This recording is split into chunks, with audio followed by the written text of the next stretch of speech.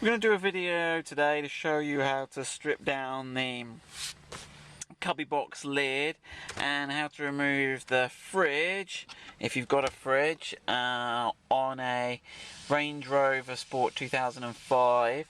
Now this may well be very similar on a Discovery 3 model.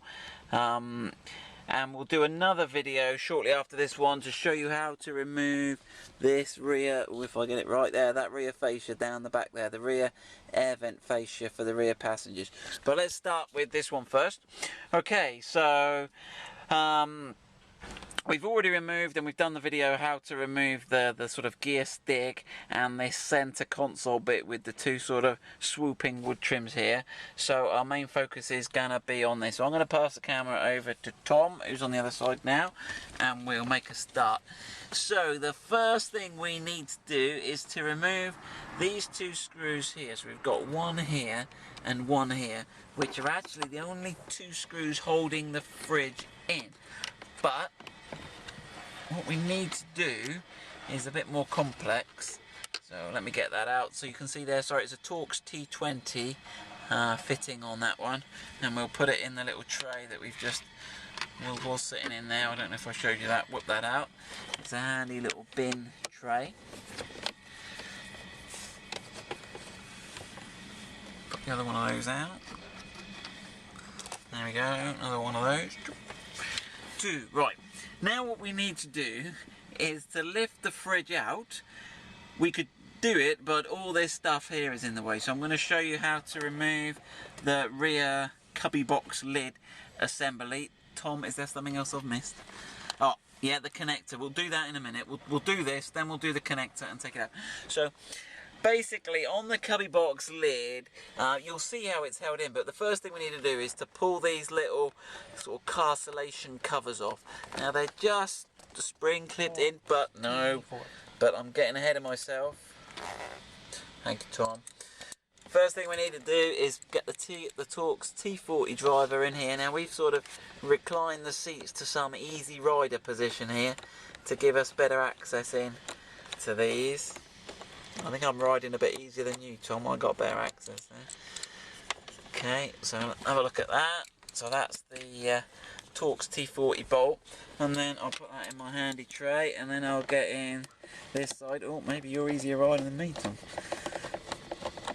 We could have used the socket. If you haven't got enough room to get the screwdriver in there, you can use an angled socket to get in there. Another one of those just to show you that's the same. Right, now we'll have a go at lifting the carcelation off. Okay, and they just lift off like so. Okay, and I will show you how these are fitted on. You've got a little sort of a clip here and some locators here, so they're not too firmly located on, and they just lift up. Put that one down, and then just give this one a wiggle out. It's a bit of a, that's it. There's the second one. Again, you can see the locator and how they locate. Now the next bit is fairly clever. Now I don't know if you will have this phone dock on yours, and again you may not have a fridge on yours, but you need to remove all this to get to a screw to remove the rear fascia, which will be the subject of our next video, but that's why we're doing this today. Now this hinge is really clever because what it does, it just lifts straight up now. It's a lot less complicated than the hinges on the bigger Range Rover Vogue. So you can see you've got this little locating peg here, and that locating peg just goes into this little slot right at the top. So we're just going to gently throw that down the back there, lose that, okay. And we need to remove this grommet, don't we, Tom? Does that make it easier? Yeah, we're going to need it off from the rear. You reckon the rear, he's got a weakness. Where is he, Tom? I'm going to have a go at the front. That's it, there you go.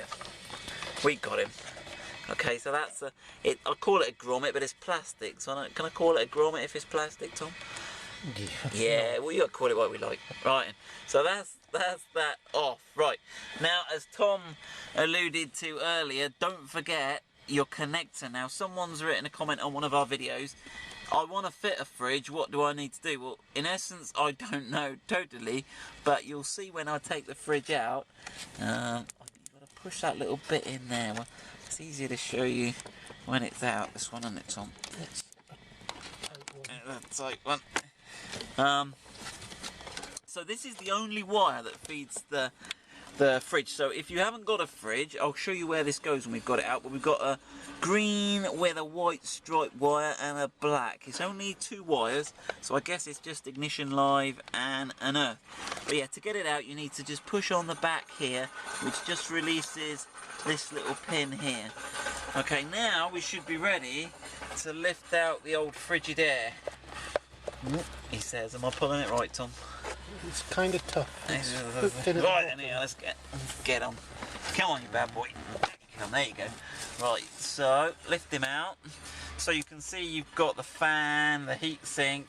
It's fairly crudely made actually. It's a bit of a polystyrene tub, and you've got these little locating pins. You can see they've got a bit of a sort of end on them.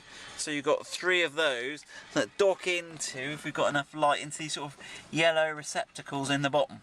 So that pumps in, and then yeah, you can see you've literally just got the one connector here, which has got 2 pins, and obviously your fridge comes with the on off. I have no idea how much they cost, but there's some details on the bottom, obviously made by Waco. So that's the fridge. So that's what you need to be buying if you don't have a fridge.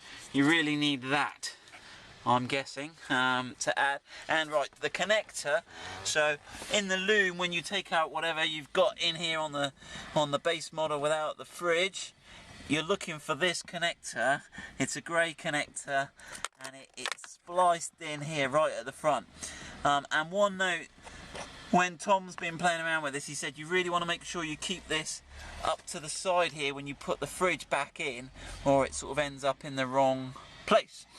We're going to end that video there, and we'll start the next video showing you how to remove the rear console.